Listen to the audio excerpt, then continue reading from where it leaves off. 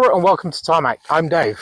I'm Matthew, and behind us here is the latest generation of one of New Zealand's favorite family-friendly SUVs. That's right, it's the third generation Volkswagen Tiguan, and it's bigger, better, and actually more superior than it's ever been before. Come, let's take a look at this. Now, as you highly enlightened viewers would already know, that the Tiguan is basically an amalgamation of a tiger and an iguana. Now, why they've been used for a German vehicle, I've got no idea. Maybe you guys can tell me. Volkswagen would be happy that they have used it, because have a guess how many they've sold since its inception in 2007. 8 million units. So it is basically their most popular vehicle, outstrips the likes of the Golf and the Beetle and stuff like that in its popularity. And it is a family favorite. So in terms of size, it's very practical, it's very usable, it's great for around town, and also, you know, plenty of room to just grab the kids or executives and go wherever you like. This model itself now, the 2025 third generation, has gone now slightly larger, so I think it's around about 3 centimeters in length, slightly taller, and also the bonnet is a little bit taller as well. So all around it's a lot more sort of robust looking. As we do look around the front here, the lights, because this is the R-Line, you've got IQ lights, so I think it's something like 20,000 little LEDs that can manipulate and make sure that you don't dazzle drivers and things like that. It's got a lovely big strip across the front here, and it's got the R badging here, and because this is the R-Line, it does have a more bulbous bumper across the front here. There is a Life model as well, which is slightly lower in its trim level, and also we are going to be getting an all-wheel drive R-Line, but we're just waiting on that one. So right now this one is top of the line. Now, in terms of color schemes, there are obviously new colors coming into the range here. What we have is Cyprinisi, which thankfully actually does make sense, because a Cyprinisi, I probably said it completely wrong, is an olive tree. So olive green, olive car, love it. That actually makes sense. The tires and wheels themselves here, what we have are Continental Sports, and they're 19 inches, and also they're called Coventry, which those that know England would know that Coventry is near Birmingham, so I should be speaking in quite a Birmingham tone, but anyway, that's a terrible accent. Round here we have, again, because it's an R-Line, we have protection around the wheel arches here. You have the R-Line badging. You've also got the sills here that has a little flick at the top here, so it sort of brings your sort of eyesight up. And Volkswagen badging here, and little Easter eggs on the back here. So you've got, as I open the door, you have in the glass here an iguana here, and a tiger on the back side there, or the other side there. So there you go, Tiguan, tiger, iguana, you gotta love that. Around the back here we've got a lovely big roofline spoiler and stop light.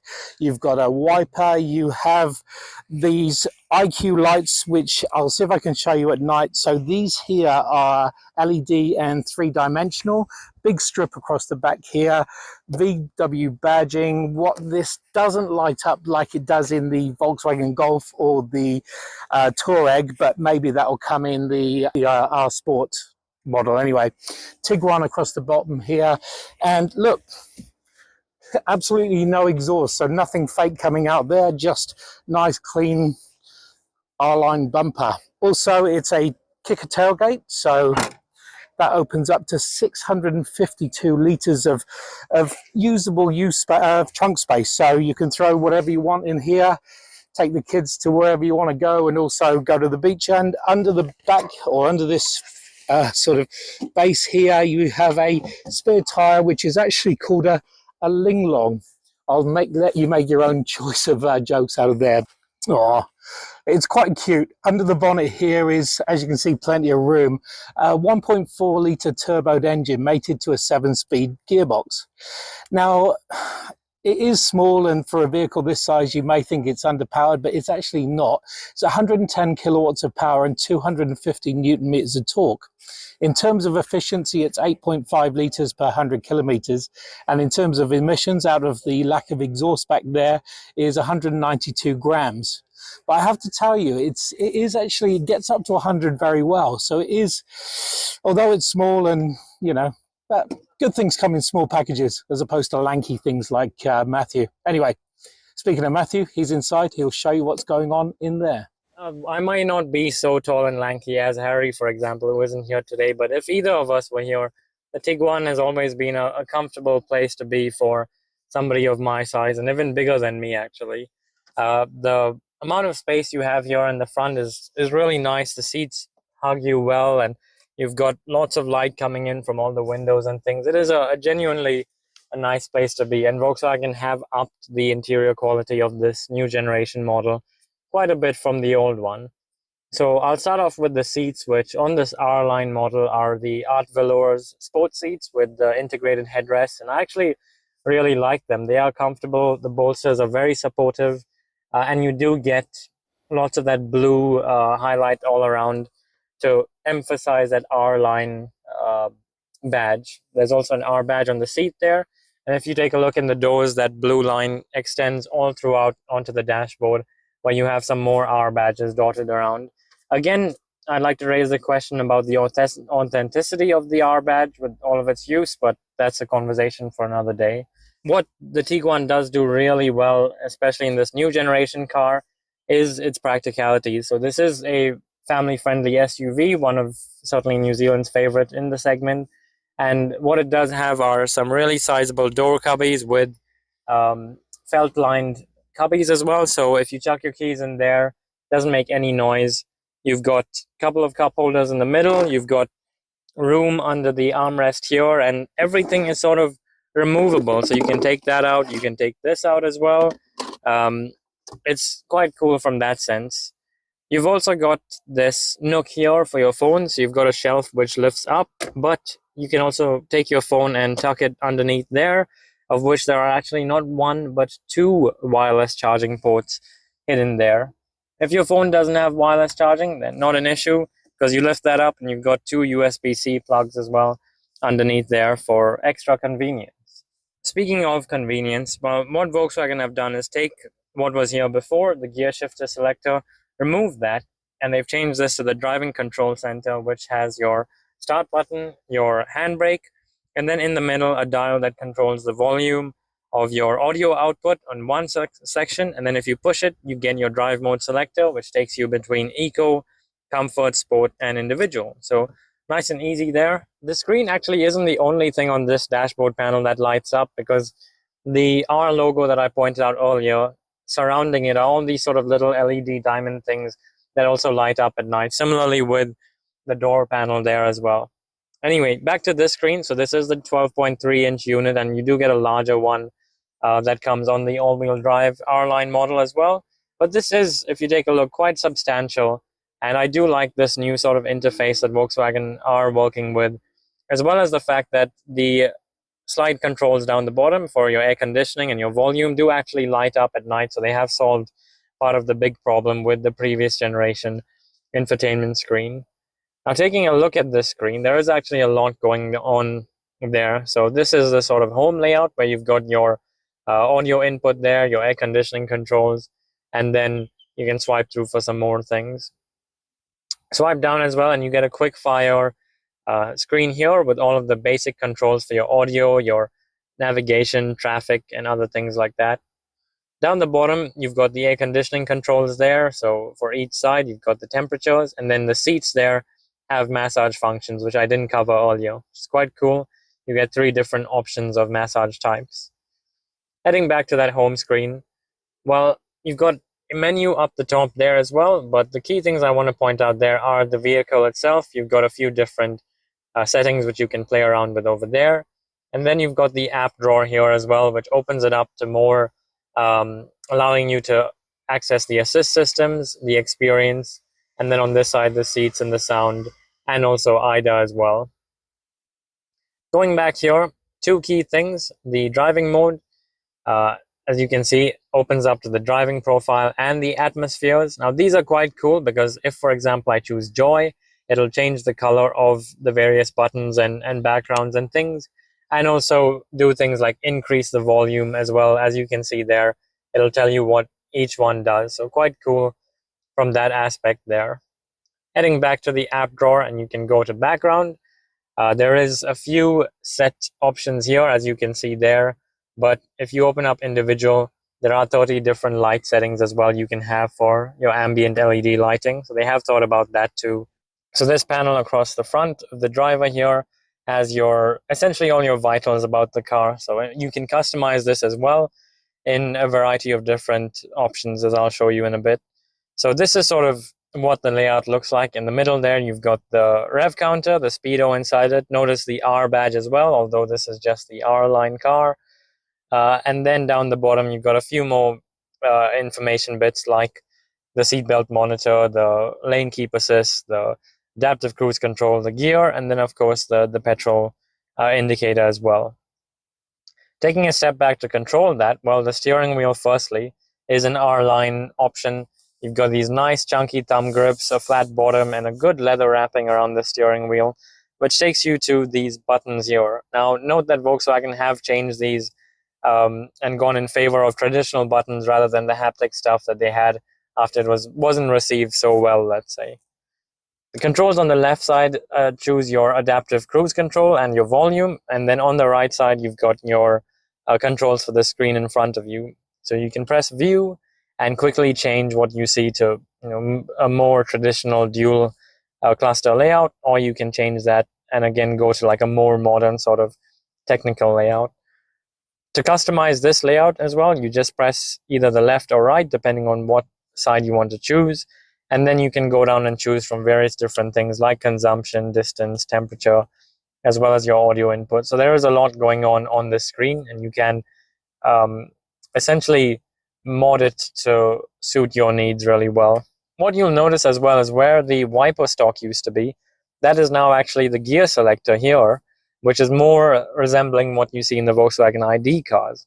And the wiper stalk has now been integrated on the left with the indicator stalk, so it's all one big fat stalk. And yeah, the new drive selector is up here.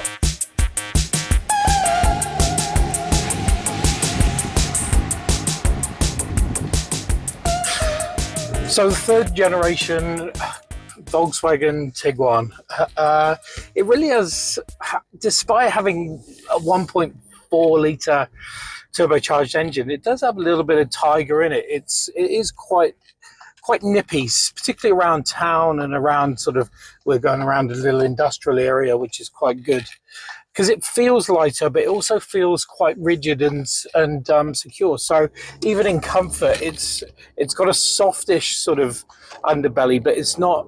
It's quite usable and quite actually nice. Oddly, it's nice. And with the 7-speed dual clutch gearbox, I think they have modulated that engine really well to deliver a smooth amount of power. And you'd be surprised because this is, a medium-sized SUV, and it is obviously the 5-seater option. There is the all-wheel drive car, but that has a different engine. But even still, the 1.4 turbo performs well, I think.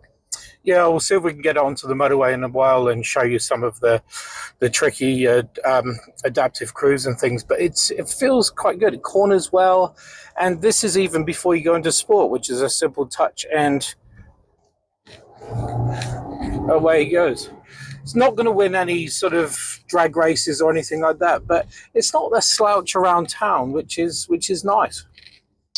Absolutely, and I think it goes down to those traditional sort of Volkswagen traits of the thoughtfulness and the almost the interaction with the car that you have. So that's being one, but then you get reminded of all those VW quirks when you hear that reassuring thunk of the door.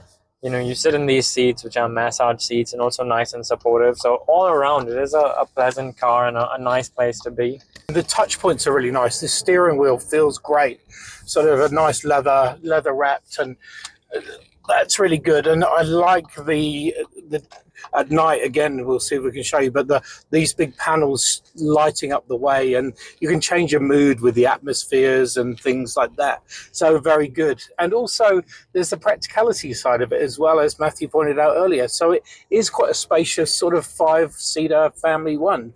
And we'll show you this lanky person in the back here, showing you the headroom, legroom. There's a place for your phone. There's even, you can change your own temperature as well. Yeah, absolutely. And after 17 years of, making a model in this category, you would hope that Volkswagen picked up a thing or two along the way and, built on the previous models. And I think this new car definitely shows that they have learned, not just from the previous Tiguan's, but also from their other stuff, the Golf, for example, with those capacitive controls and how they have changed those things to make it more user-friendly once again. The other thing is fuel economy. We've been, the long-term range here is saying 9.4 litres per 100 kilometres, which is not bad for something that, I mean, it's a press car, so it is being abused somewhat, even just by me. So it's not being sort of used in its normal day-to-day local habitat sort of situation. So I can see where the 8.5 is probably very achievable. I've got to say, at the same time, the way Dave has been driving it around this sort of industrial area, it does corner quite well and almost invites you on a twistier road to, take those corners slightly more, how do I say, with a bit more energy than you would normally. As if I would ever. Visibility all round is good. Big windows. The iguana and the tiger. I like Easter eggs. I think it does. There's a bit of German humor in there, which is quite good. And as Matthew pointed out, with the actual name. So for those of you who didn't write your comments down below, was to do with a competition that they ran, and apparently there was some very unsavory names that this could have been. The other thing we should talk about is the voice control system. It's called IDA in this, and I'd have liked it to be a little bit better for me. See what I did there? You have to sort of shout for it. It's like talking to the wife, really. She ignores me a lot. But it's probably, I think, one of the few pain points of this Tiguan. For the most part, it does most things relatively well and complaint-free. So I have to, credit where credit is due, and they have done a good job with making a car that's all around a people pleaser. The other thing is we're just going to go on the on-ramp here. So hopefully I can give you a 0 to 100 sort of test. Well, not 0, but a rolling start 0 to 100 test. That makes no sense at all. But, and just show you that it's not as, it's more exciting than I first gave it credit, to be honest. We'll see if we can overtake people on the way. There we go. So 53, 59, 64, 72, 81, 86, 88, 91, 93, and we are at 100. So, like I said, not going to break any land speed records, but not bad at all. I think it could have done with a more punch from a 2-liter turbo, but then the all-wheel drive model has that anyway. So if you do want to have some more power at your disposal, I think 199 kilowatts on the 2-liter, you can simply wait for the all-wheel drive car. And then when you're on the motorway or highway or whatever you want to do, the actual adaptive cruise control is really very much a one-touch. You've got your travel assistant that just helps you along your way. It's very, very intuitive. It shows you where other vehicles are around. So it is very inclusive as far as what's going on around you. I'm very impressed with this. I guess it's been around for a little while now, but it is a very good system. Now that we're actually crossing into midday, what this has done is expose one of the other flaws of the interior more so of this Tiguan, is that the black plastic, or the gloss black plastic, basically is a mirror for light that comes in through the cabin. And what that does, earlier it was bouncing the light straight back into my eyes, and respectively there's probably a time of day where it does that for the driver. So apart from being a fingerprint and scratch magnet, it also does that, and they have used it quite liberally around the cabin.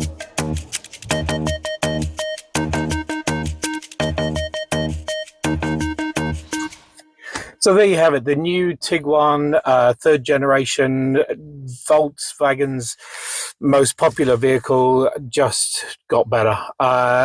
They've ironed out the creaks and groans from the likes of the dials and things like that not lighting up, a little bit more space, and actually reasonable amount of pep. Obviously more if you want to go for the all-wheel drive, but we don't have the option yet, so there you go. It does lots of things well. I think it's a people pleaser all around, and for the main sort of target market, the families who buy a car like this, it'll certainly prove plenty to impress in that respect. Anyway, I think I'm going to put this massage seat on and go for a drive. Anyway, thanks for watching. Make sure you subscribe, and we will see you on the next one. See you.